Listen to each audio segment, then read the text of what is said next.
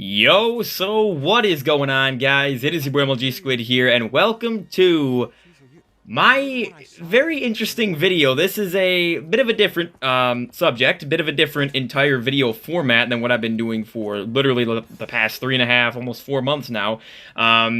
I've been doing long streams, streaming pretty much every single day, just a different zombies challenge across 10 different zombies games, you know, Massacre Marathon Prime, that's what I've been doing. I'll probably have that playlist as a card on the top of the screen if you're new here, just for you guys to see how much zombies I've played this summer. And just this summer, just this summer alone, I played an unbelievable amount of zombies. But this is a different type of video, and, you know, if you're used to my long-form type videos, my streams and everything like that, this is actually the type of content I prefer making. I prefer making shorter videos, getting gameplay off camera, then doing commentaries. This is a commentary, obviously. This isn't live. This is a commentary after. I got this gameplay a couple weeks ago in BO3 and Cold War. I have BO3 and Cold War gameplay for this video. So what this video is, you can tell by the title, this is why the Cold War systems are bad overall for Call of Duty Zombies as a whole. So, Cold War, Black Ops Cold War, Black Ops 5, but everyone just called it Cold War, of course, because it's got way too long of a title.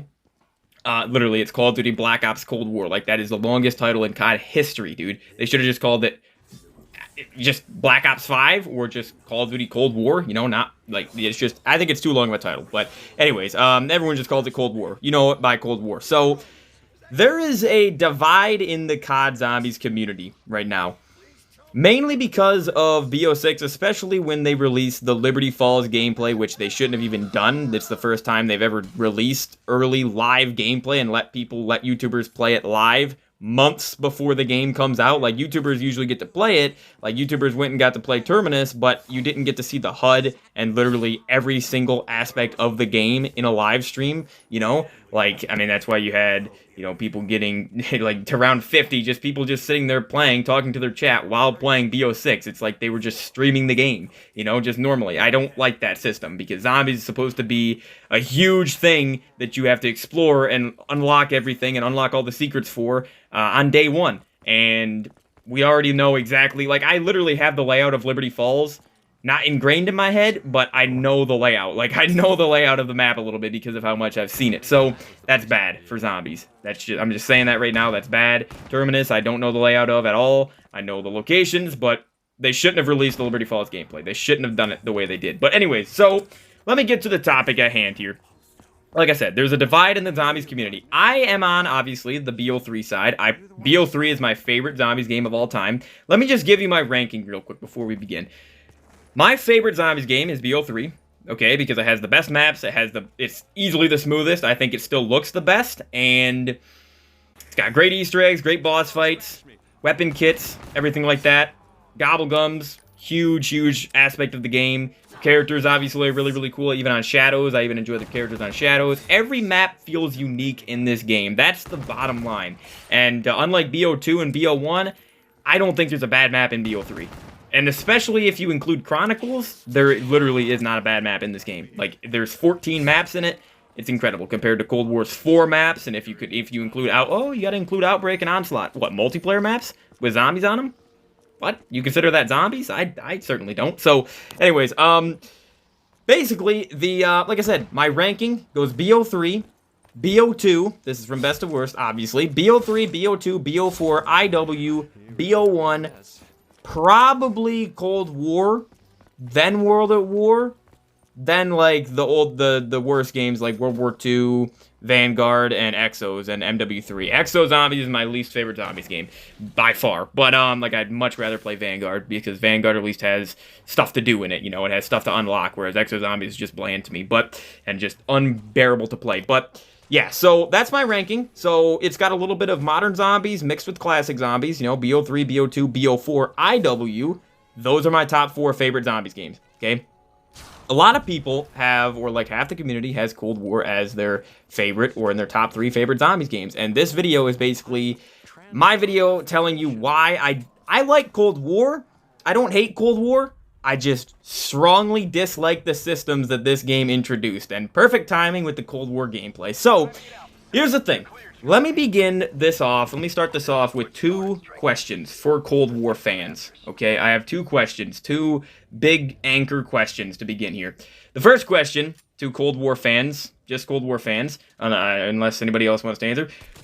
First question, though, is should zombies be made for multiplayer and Warzone players? That's my first question. When Treyarch or any developer is making zombies, even though it's mostly just Treyarch nowadays, because they just made Vanguard and MW3 as well, even though those were not Treyarch games, should zombies be made to cater towards multiplayer and Warzone players, or should the focus be towards zombies players? What do you guys think? That's an interesting question, because people are always like, oh, the game should be more accessible to multiplayer and Warzone players, but at the same time, by doing that, you have unnecessary stuff from Warzone and multiplayer added in the games, like kill streaks, like a mini-map, like field upgrades, like equipment, like stun grenades and stim shots in zombies, armor, droppable things like salvage and, the armor plates and the grenades and equipment and everything that you can pick up in this game. Just so much stuff. The HUD looks exactly like Warzone and multiplayer. So that's the question. Should zombies be made for just zombies players, or should it be made for multiplayer and Warzone players to cater to them so that they can come over and play zombies? Because I don't think it should, obviously, because my argument for that is by trying to cater to everyone, you satisfy no one, right? If they only made these games for zombies players, like they did back in BO2, BO3, and BO4, then the games would be much, much more well-received and not just completely divide the community in half like Cold War does. Cold War divides the community in half, And if the games were more... If Zombies was made for zombies players rather than multiplayer, Warzone, and zombies players, then we would have games that just feel more like zombies. Like these last few zombies games, the aura of them, that's the word people like to throw around, like Liberty Falls, for example, the aura... and pretty much every Cold War map, besides like Mauer maybe, there's nothing to them. They literally feel like multiplayer or Warzone maps. That's just a fact. They do. They just don't feel like zombies. They don't have that zombies essence to them. Like, Shadows of Evil, you'll see more gameplay. Revelations, Zetsubo, Gorod, the Eisendrach, those feel like zombies maps. The Cold War maps don't. The Vanguard maps don't. The MW3 stuff is literally zombies on a Warzone map. Like, come on. And then the second question that I have for Cold War fans is a big one, because Cold War fans, whenever I see Cold War people say that they, give a reason why Cold War is such a good game, they always mention the camo grind. Okay? I'm gonna break the camo grind down a lot today. So, my question is, would Black Ops 3 be your favorite zombies game if it had a camo grind? Okay? If BO3 had a camo grind like Cold War, if it had a Dark Ether camo grind or whatever, where you could unlock Plague Diamond and gold on every gun and everything like that, would BO3 be your new favorite zombies game? Okay? Because a lot of people just bring up the camo grind when they say they like Cold War, and if that's the case, then you would like BO3 more, right? And if you still say no, BO3 wouldn't, you'd still like Cold War more than BO3, even if BO3 had a camo grind, then you're only saying that because of the systems in place in Cold War, which I'm going to break down starting with this. I want to talk about the 4 pillars of zombies, the 4 pillars of P in regards to zombies. And that is points, perks, pack-a-punch, and power-ups.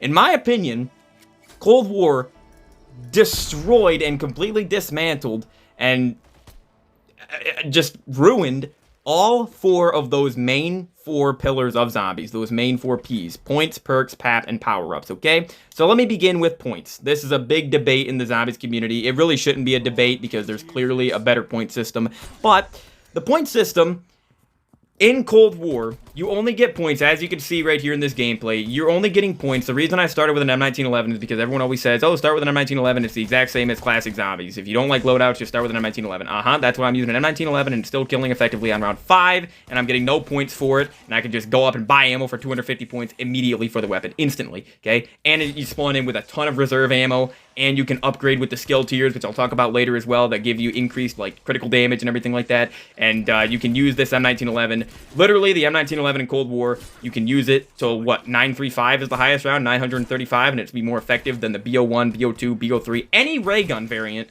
any version of the ray gun pre-Cold War. The M1911 is more powerful.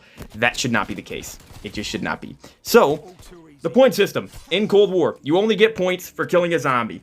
What does this do to the game? How does this ruin the point system? Well, it creates meta weapons, first of all, like shotguns. There's a reason everybody uses shotguns in Cold War, Vanguard, and MW3. They use the Gallo, they use the Einhorn revolving, whatever, the Hauer. They use shotguns, because why wouldn't you use shotguns? They're more powerful weapons, and you get the same amount of points now. What's the trade-off? There is no trade-off. And the second thing, the big thing about the Cold War point system is it completely removes the skill, in my opinion, it's a skill, of the knowledge of which guns generate the most amount of points. So, like in BO2, Mob of the Dead, the M1927, or Origins, the M1927, iconic point gun. If the M1927 was in Cold War, or Vanguard, or whatever, I mean, it kind of is in those games, it kind of is in Vanguard, what's the point of it? What is the point of using SMGs nowadays in Cold War? What's the point of using an SMG unless you're going for camos? Because you're literally putting yourself at a disadvantage compared to using a shotgun. You can buy ammo for a shotgun, it's way more powerful than an SMG, and it gets you the same amount of points. You can't farm points with an SMG like you could in the older games. What's the point of an SMG, or an assault rifle even, or an LMG in these new games? What's the point? Why would you not just use a shotgun or a wonder weapon, okay? So, again, the M1927, classic, MP40, classic point weapon, AK-74U, you know, those are some examples. The Thompson from World at War, classic examples. So the point system, I do not see how anybody could think the point system is better nowadays, especially considering you guys would agree with me, right, that headshots are way easier to get than melee kills in zombies, correct? So then, why do you get the same amount of points for a headshot as you do a melee kill in Cold War? Why? Why? What is the point of knifing on insta-kill in Cold War? There is no point. You just go for headshots because Deadshot's so overpowered in that game anyways. You just go for headshots and you get 115 points every single time, and there's no incentive to knife in Cold War at all. No incentive. Even though melee weapons are more powerful than they've ever been. But the next thing is perks. Perks is a big thing. Big problem I have with Cold War. The no perk limit makes the game too easy. Okay, it just simply does. It doesn't make it satisfying to get all the perks. It, especially, like, I don't know why the perks are in the bottom center of the screen. Like, just move them to the left side, dude. They look better there anyways. Like, you see how clean this HUD in BO3 looks? But, yeah, no perk limit makes the game way too easy. One of the biggest problems I have with Cold War and BO6 is, and MW3, but it's not as bad in MW3 because it's Battle Royale. You know, it's a Warzone map. The Wonder Fizz is not random in Cold War, and it's way too easy to get. It doesn't move.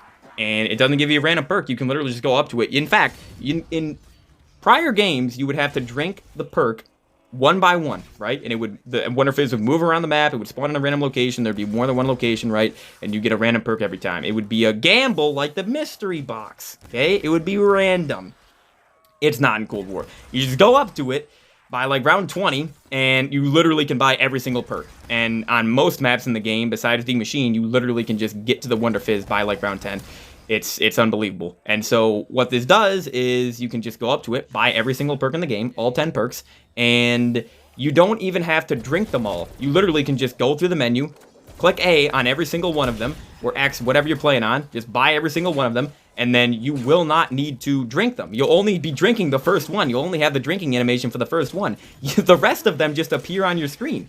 Like, you're telling me that doesn't make the game too easy and too boring? And the big thing with this is it makes perk machines completely useless. Like, a lot of people don't even remember the perk locations, the perk machine locations in most of the Cold War maps because they just use the Wonder Fizz, the overpowered, broken Wonder Fizz that is exactly the same in BO6, okay? And so how they could fix this is they could give the perk machines actually just half off. Like, since the perks increase in price in Cold War, which is another bad system because it makes the, it makes every perk less unique because each perk costs the exact same, rather than just like 2,500 for Jug or, Deadshot being like 1,500, Speakula being 3K, Stamina up 2K, everything like that. Well, there is none of that in Cold War or Vanguard or any of that. There is none of that. So every perk feels the exact same. But yeah, perk machines should be half off. If you go up to a perk machine and buy a perk instead of using the Wonder Fizz, they should be half off, literally. Like, perks can get up to, what, 7,000 points in Cold War and MW3 and everything? Well, to fix that, make perk machines half off if you're going to keep the overpowered, casual-friendly, multiplayer, Warzone-friendly Wonder Fizz. But anyways, the ideal perk system, in my opinion, is the IW 5-perk base system where you can remove perks, and then a buried/origins method to get all the perks, or die rides, stuff like that, okay? On top of also having Gobblegums. You shouldn't have to use Gobblegums, or you know, it shouldn't be the no perk limit like Cold War, but you shouldn't have to use Gobblegums to get all the perks, okay? Shouldn't be like that. So then, also, I have a question for the people who are saying that Perkaholic is excited that Perkaholic is going to be in BO6. What's the point of Perkaholic or Soda Fountain around the house when there's no perk limit? Answer that question for me. I will wait. Then, we come on to the Pack-a-Punch. 50,000 points to upgrade one gun, which is also how it is in Exo Zombies, but the difference is in Exo Zombies, your guns suck, yes, but you refill your ammo every single time you pap. And Exo Zombies has the classic good point system. Cold War does not. So you literally, what is the point of going to hit the box in Cold War to upgrade a gun? Why would you not just spawn in with whatever you want with the loadout system and then just upgrade that fully for 50,000 points? Why would you not do that? Why would anybody ever in their right mind want to go hit the box or buy a wall gun and spend 50k on that? Why would they do that? It takes way too long with the point system. It's just annoying to do. Way too many points. It should be 30k at max. With this point system, it should be 30,000 points to upgrade a gun fully at the Pat machine maximum, okay? 50,000 is way too much, man. Way too much. And then the multi-tier makes the Pack-a-Punch challenge impossible, which leads to less replayability. So if you don't know what the Pack-a-Punch challenge is, it's a challenge that I do a lot. It is Pack-a-Punching every single gun on the map in one game. The DLC weapons all being in the game, starting with BO4, or I guess World War II and IW started it, but BO4 and Cold War, you know, are Treyarch games that we're talking about here. Having all the DLC weapons in the box kind of ruins it, but I did actually Pack-a-Punch every gun in Spaceland in one game.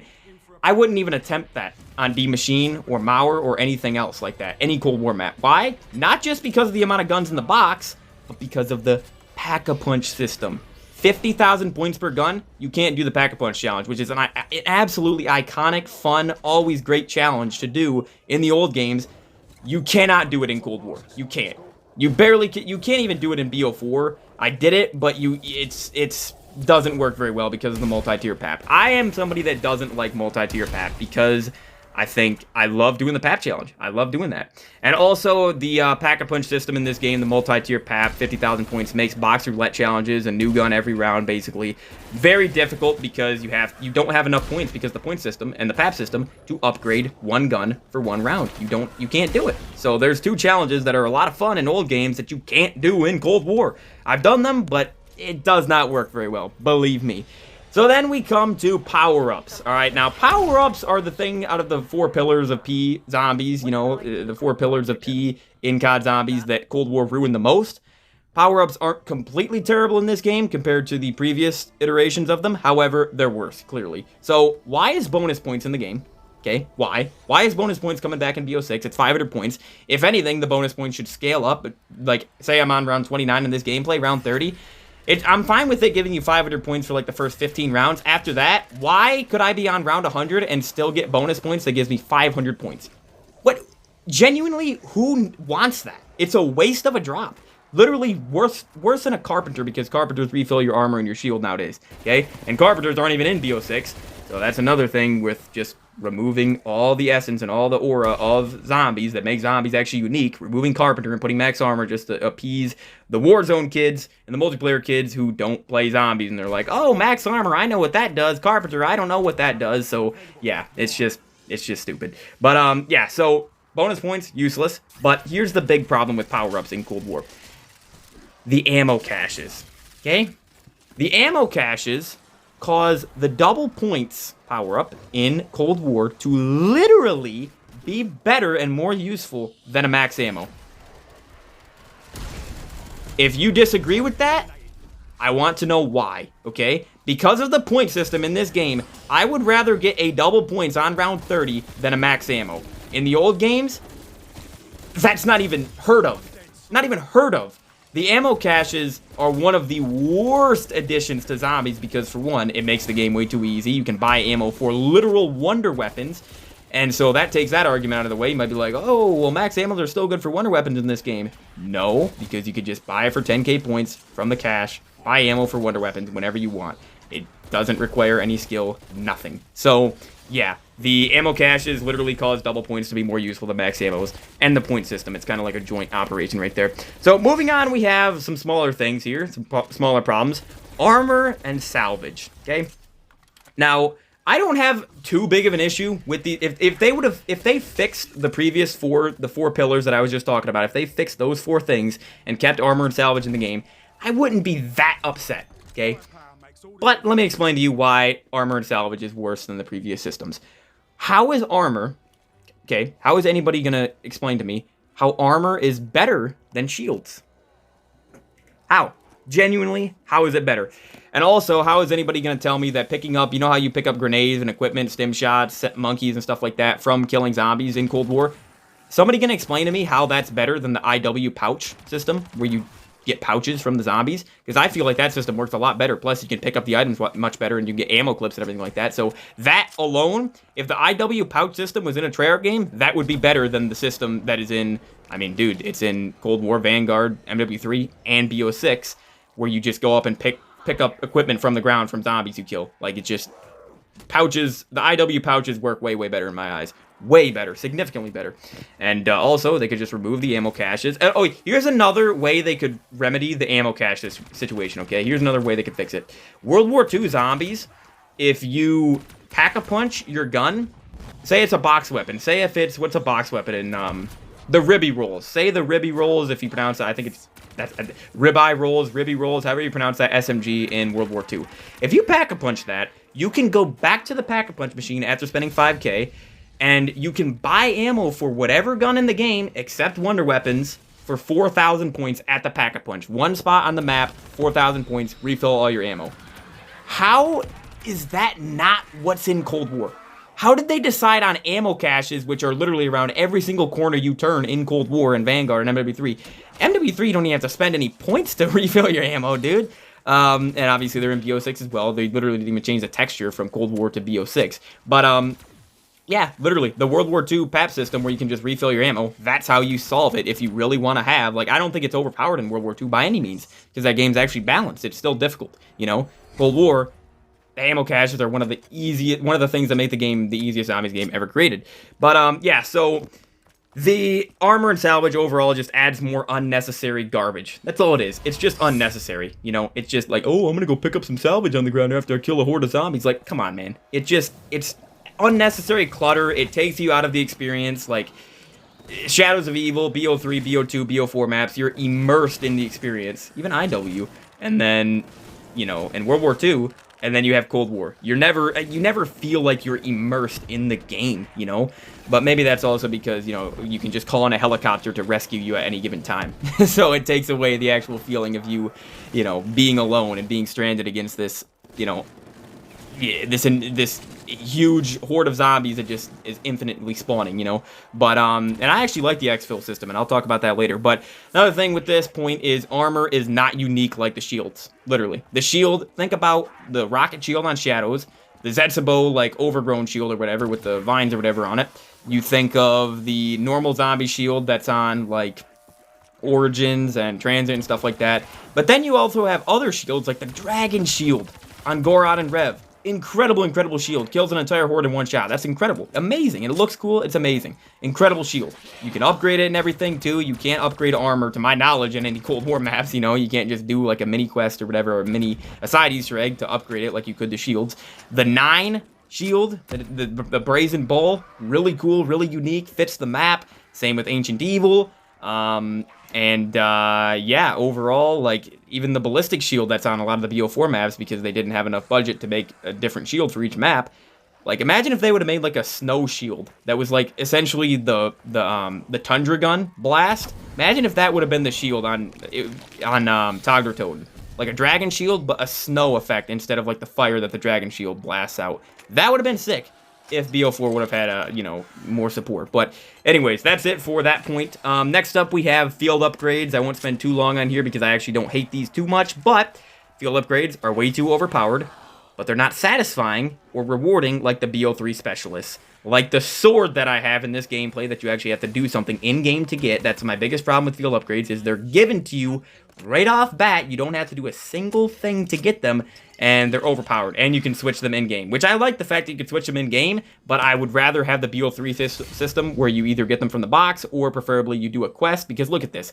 Look at how much cooler the BO3, the skull, the sword, the Ragnaroks, the gauntlet, even the Annihilator, so much more personality and so much cooler than the field upgrades in Cold War. So much better. Plus the field upgrades in Cold War, because you can use every single one on every single map, everybody just uses the same ones. Aether Shroud, Ring of Fire.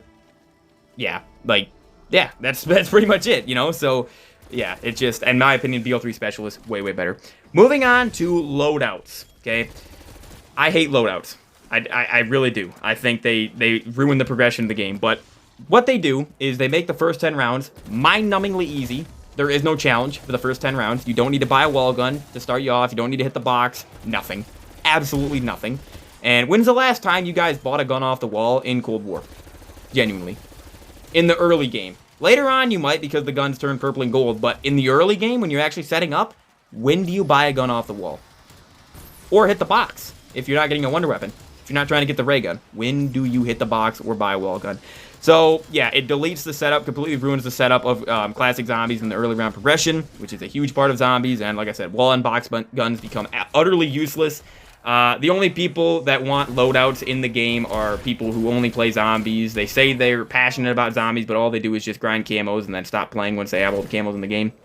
The only reason they want loadouts is just so it's easier to get camos. They don't like the BO4. The people who say camo grinds are so important to zombies, most likely they don't have BO4 Zombies Dark Matter, because they're like, oh, I gotta hit the box to get a gun, to get it gold.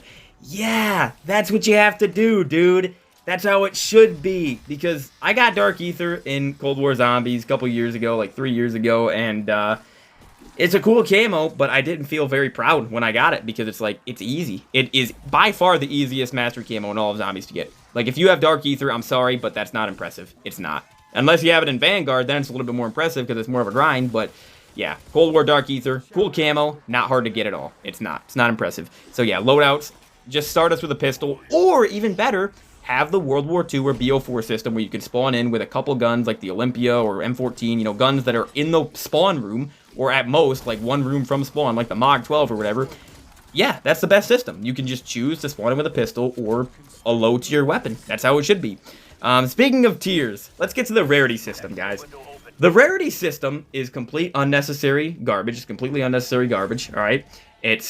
I like how they're trying to make zombies more casual friendly and less, you know, more simple, less complex compared to BO3 and 4 and even 2, or any game for that matter. But, yet they want you to upgrade your gun, technically, how many times? Let's see, green, blue, purple, gold, 4 times, okay, your loadout weapon, 4 times, plus Pack-a-Punch it 3 times, plus add an ammo mod. So you need to upgrade your weapon like 7 to 8 times in these games, in Cold War, I should say, compared to 3 times max in BO3 if you include double tap abilities, and if you include double tap 2.0, and obviously Pack-a-Punching your gun 1 time.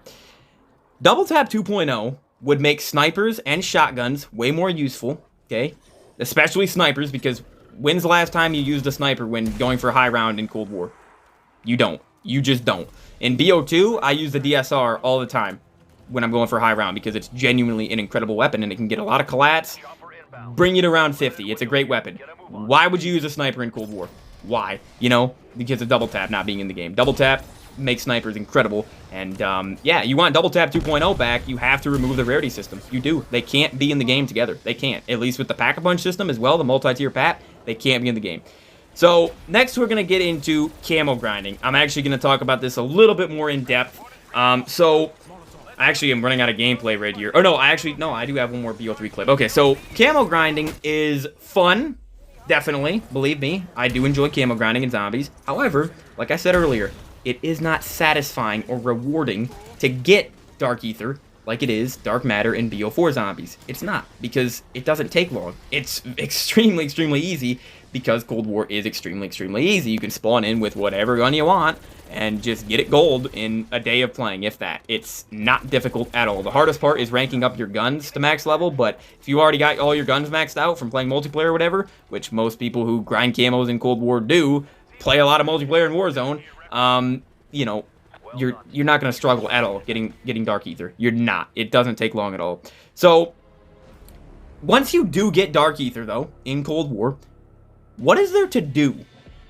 What is there to do after you get Dark Ether in Cold War like you can do in BO3 and BO4? Because in BO3 and BO4, there's a ton of stuff to do on every single map, like Shadows of Evil, Voyage of Despair, Blood of the Dead. There's so much stuff to every single map, so much content within the maps. All the content isn't in the menus like it is in Cold War. It's actually in the maps, making each map feel so unique, unlike the Cold War maps where every map feels the exact same, you know? So, what is there to do after you get Dark Ether in Cold War? What? Rank up? Oh, sorry, you can't rank up because they took out Prestiges and they took out Master Prestige and all the Prestige icons. You know, it's not fun to rank up like it is in BO3 and BO4. You know, it's just not. You can't even hit Master Prestige. You can't Prestige in the game. It's a garbage rank up system. It's a garbage XP system. However, at least in Cold War, you do have the Prestige shop. I don't know why that's not in any other game, but still, it's not as satisfying, not nearly as worthwhile ranking up in Cold War as it is in BO3 and BO4. Okay? It's just not. It's probably not even as satisfying as it is in BO2, honestly, dude, because BO2 is just iconic. And my final point here is multiplayer and Warzone fans play zombies for camos. That's why Cold War fans bring this up a lot. Cold War had a large player count when it first launched. And that's because the multiplayer in Warzone and Fortnite kids went over to play zombies, and they got Dark Ether, and then they went right back to multiplayer in Warzone. Didn't stick with zombies like people who are actually passionate about zombies, like hardcore zombies players, like BO3 players. No, they went right back to whatever game they prefer, multiplayer in Warzone. And they use Dark Ether in there. They don't actually stick with zombies and keep playing it. Nope. They play it as long as they need to, get the easy Dark Ether Mastery camo, and that's it. You know, that's it. They go right back to multiplayer in Warzone. And, yeah, they rank up guns. That's another thing. Zombies is a leveling up gun simulator. Literally a weapon level, just farming simulator for Warzone and multiplayer kids nowadays. It's sad. It is absolutely sad. If you think the state of zombies now is better than it's ever been, you are out of your mind. Genuinely out of your mind. But, anyways, we're going to go on to a couple more things here. And, yeah, I have one more Cold War clip that I'm probably going to show here. I got to add that to the video real quick because I've been talking for a long time. But, yeah, I got one more thing. So, here we go, guys. Alright, here we go. Ending it with Cold War gameplay. That seems pretty fitting. So, let's talk about the permanent upgrades. Alright, the permanent upgrades are what single-handedly make Cold War easier than BO3. Because I actually see some maniacs out there, some insane people out there that say that BO3 is actually easier than Cold War. BO3 can be easy if you use Gobblegums, but let me talk about these permanent upgrades real quick. Alright, guys, so these permanent upgrades, which are the skill tiers in the main menu in Cold War, again, they're not even like Vanguard where you upgrade the perks and everything in-game. Nope, they're out of game progression, okay? In-game, you get the crystals, and then you can't even get the crystals anymore once you upgrade everything, and it really does not take long to upgrade everything. And another thing is you can't even upgrade everything if you're playing offline. You have to play online to even use all the content in this game, to even be able to use the perks, for example, and your weapons to their full potential. And your field upgrades, that's garbage. Garbage that they're pushing online only play so much, and BO6 you're literally going to be forced to play online just like MW3 and Vanguard, I'm pretty sure. So anyways, these perma upgrades are more OP than Gums because simply they are permanent. They are always active. Gums, you can choose not to use them. If you look at any of my BO3 streams from this summer, I didn't use, even in plain sight or Alchem, I didn't use any of it. You know how many years it's been since I've used a Perkaholic? I could dashboard, could use them a ton. I have like 30 Perkaholics at least or something like that. I choose not to because the game's more fun with that. I appreciate the fact that Gobblegums are in the game, you know, and you can do a lot of cool things with them. I'm excited they're in BO6, but, I mean, what is the point of them, like I said earlier? With the Cold War systems being in place still in BO6, why would you use Gums? What's the point? You know, there's no point. Like, oh, I'm going to use in plain sight to save me. Why don't you just use your field upgrade? Or your kill streak that just, a chopper gunner that just takes you out of the game and just prevents you from dying. Like, come on, dude. Or just shoot the ground with your PhD ray gun, your overpowered ray gun in Cold War, you know, like, why not? So, for example, the Bowie knife that you spawn in with in Cold War with the permanent upgrade to your melee ability. A Bowie knife, mind you, that is a one-hit kill, not till round 10, like in every other game, till round 13, I'm pretty sure. 12 or 13. So, you spawn in with it, so if you actually think that the Cold War can be difficult for the first 10 rounds, dude, you spawn in with a Bowie knife. Not even accounting for your overpowered assault rifle or a light machine gun or shotgun that you can spawn in with. You spawn in with a Bowie knife. A better Bowie knife. You don't even need to shoot your gun until like round 13 or something. And by then, you're already set up in Cold War. So there is no early game progression because of that in this game. And you cannot tell me, like, oh, you're going to compare, what, you're going to compare sword flay to the Bowie knife off spawn? Come on, man, get out of here. And like I said, you can't collect the crystals in Cold War after you upgrade all your skill tiers. Once you upgrade all of them, unlike Liquid Divinium and Plasma and Reserves in BO4, where you can use those to unlock a ton of things. Tons and tons of stuff. But I want to go over some good things from Cold War real quick that I actually do want to see return, that mostly is returning. Exfil. I do like Exfil. I don't like the Cold War Exfil where it comes in a helicopter because it just takes you out of the game, takes you out of just the feeling of being stranded alone in zombies. So, it can be like the Vanguard system where you go through a portal. That's fine. I like how Cold War has fun and faster high rounds, but they're too easy still. They really, really are because, like I said, an M1911 with Shatter Blast will do better than the ray gun would in any other zombies game prior to this. And I also like Elemental Pop. Elemental Pop is a really, really good new perk that they added. I actually do like all the perks that are in Cold War, but Elemental Pop, I wish that was in BO3 or BO4. Especially BO4, it would be incredible in that game. Like, it would be amazing. It would be really, really good. And it should be in BO4. With that perk system, it would fit perfectly fine, man. Elemental Pop, solid perk. Another thing I do appreciate, and I do actually like the feature in Cold War, of course, I do like this feature, is kind of a smaller feature that some people might not even know about, but it's the alternate ammo types, so the double pap abilities, or the ammo mods they're called, that essentially have enemy weakness, or deal enemy weakness damage. So for instance, the Plague Hounds are weaker to Napalm Burst. If you put Napalm Burst on your gun, you'll destroy the Plague Hounds, even though they already die pretty quickly. You'll kill them way quicker. The Megaton, something I use all the time, and I was using earlier in the gameplay, is Deadwire kills the Megaton quicker. I love that. The Manglers, I think, are weak to Shatter Blast or Cryo Freeze, one of the two. I think it's Shatter Blast. Yeah, and then Cryo Freeze kills the Krasny Soldat on Mauer faster. Brain Rot, I'm pretty sure, kills the Abomination faster, and the Mimic, so I do like that. And then Deadwire kills Disciples faster, stuff like that. I like that, you know. However, there's also a bit of an issue with that because, like, I got in an argument on Twitter one time a couple weeks ago about this. What do you guys think is better, BO3 Deadwire or Cold War Shatter Blast? If you say BO3 Deadwire, you have to remember, Deadwire does not give power-ups. So you will be sitting there shooting your RK5 or whatever Deadwire for a long time to get to round 255. In Cold War, you can just train around with Shatter Blast and it will literally, in one bullet, just kill your entire horde. And it works with wonder weapons like the ray gun and Crystal Axe and anything, you know? So I fully believe Shatter Blast is more powerful than BO3 Deadwire. But anyways, I also do like the movement system in Cold War. I don't mind the fact that you can mantle over everything. I find that it helps out a lot and it doesn't ruin the game.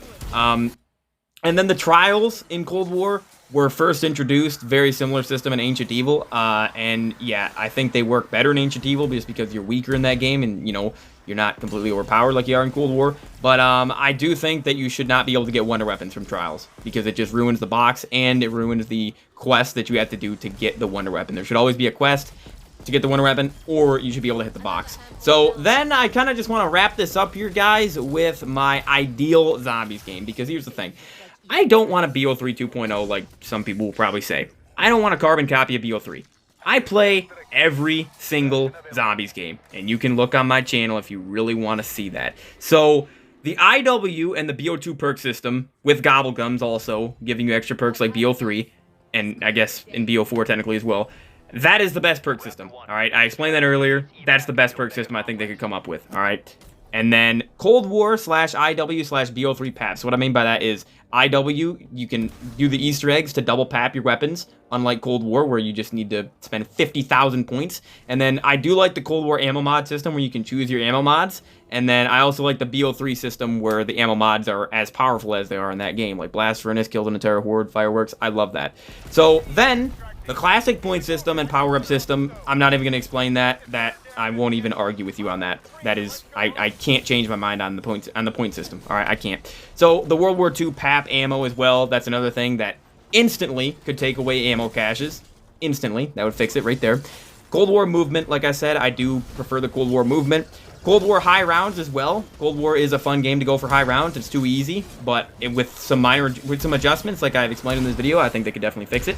And then one of the things they could fix is guns should be viable until around 45 to 50. Bullet weapons, because that's most of the weapons in the game, you should be able to use them until 45 or 50 with papping your weapon twice or whatever, like the IW system, and also having double pap abilities and having double tap 2.0 instead of the rarities. But then I want the BO3 aura, map design, and specialists that you earn in game. World War II or BO4 spawning in, starting out loadouts. I want that system. And then no rarities, double tap 2.0. I think it's way more, and it does justice to zombies way more. Makes it way more like zombies.